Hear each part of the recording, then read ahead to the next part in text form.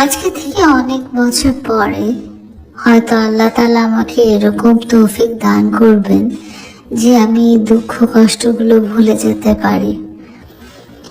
এই যে আজকের দিনটা বা এই লাস্ট কতগুলো বছর ধরে একদম নিঃশ্বাস বন্ধ হয়ে যাওয়ার মতো যে আমি কান্নাকাটি করেছিলাম, এত বড় একটা পাথর বুকের উপর চেপে বসেছিল, যে দুঃখ বা কষ্ট অন্য কাউকে বোঝানোর কোনোভাবেই সম্ভব না। হয়তো এগুলো একদিন আমি ভুলে যাব, ও আমি দোয়া করি যেন আমি একদম খুব তাড়াতাড়ি ভুলে যেতে পারি।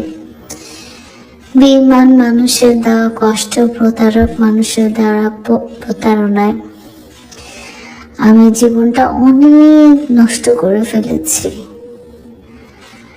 এত কষ্টটা মনে হয় আর কেউ কোনোদিন পায়নি। কিন্তু আমি জানি এরকম অনেক অনেক শত শত নারীরা আছে যারা ছেলেদের কাছ থেকে প্রতারিত হয়ে আসছে। এরকম অনেক শত শত পুরুষ আছে যারা নারীদের কাছ থেকে প্রতারিত হয়ে আসছে। আমি শুধু তাদেরকেই বলবো, আপনারা পরকীয়া করে শুধু দুটা মানুষের সম্পর্ক বা জীবন না, পরকীয়া করে দুটো পরিবার এবং অনেক মানুষের মধ্যে অনেক রকম কষ্ট সৃষ্টি করেন, অনেক রকম বেদনা সৃষ্টি করেন, দুটো মানুষের সংসার ভেঙে দেন। এটা কখনো করবেন না।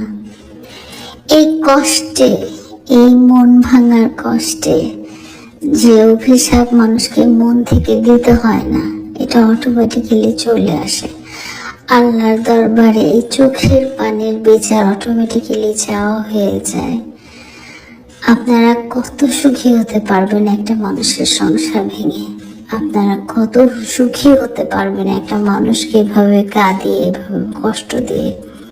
কিন্তু আল্লাহ তাআলার কাছে দোয়া করি আমি এবং আমার মতো ঠকে যাওয়া মানুষগুলো যেন খুব শীঘ্রই ঘুরে দাঁড়াতে পারে এবং আমারও হাসতে পারে।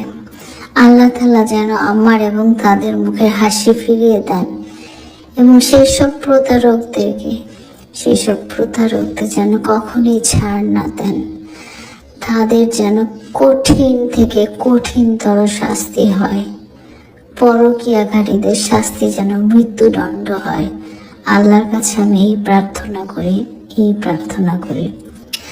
একটা মন ভাঙা মসজিদ ভাঙার মতো একটা সংসার ভাঙা তাহলে কতটাই খারাপ, কতটাই কষ্টদায়ক, কতটাই বেদনাদায়ক।